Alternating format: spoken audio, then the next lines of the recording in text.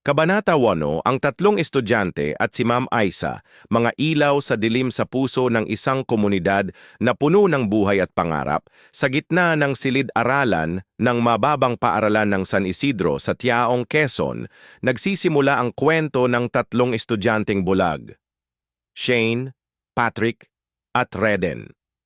Bagamat kapareho ng kapansanan ang dalawang naunang binanggit, sila ay magkakaibigan at may sari-sariling pangarap.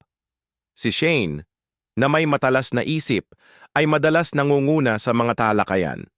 Ang kanyang mga tanong ay laging nagbubukas ng bagong pananaw para sa klase.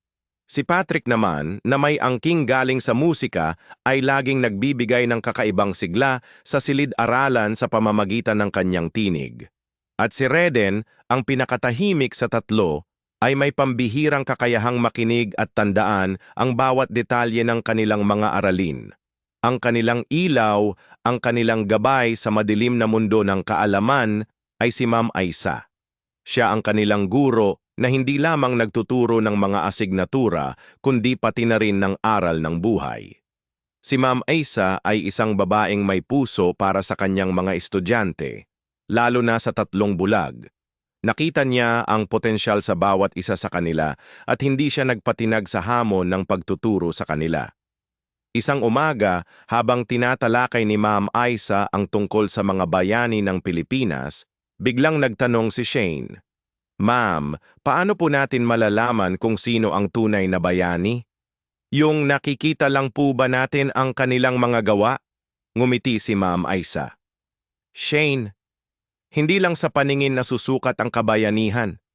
Ang tunay na bayani ay yung may busilak na puso, yung handang magsakripisyo para sa kapakanan ng nakararami at yung patuloy na lumalaban kahit gaano kahirap ang sitwasyon." Nakinig ng mabuti sina Patrick at Reden. Nagpatuloy si Ma'am Aisa. "Katulad ninyo Shane, Patrick at Reden, kayo ay mga bayani sa inyong sariling paraan. Sa kabila ng inyong kapansanan, patuloy kayong nag-aaral, patuloy kayong lumalaban. Iyan ay isang uri ng kabayanihan." Nagkaroon ng katahimikan sa silid-aralan. Naramdaman ng tatlo ang pagmamahal at pag-unawa ni Ma'am Aisa. Alam nilang sa piling ni Ma'am Aisa, hindi sila naiiba. Sa kanya sila ay pantay-pantay at may kakayahan silang abutin ang kanilang mga pangarap.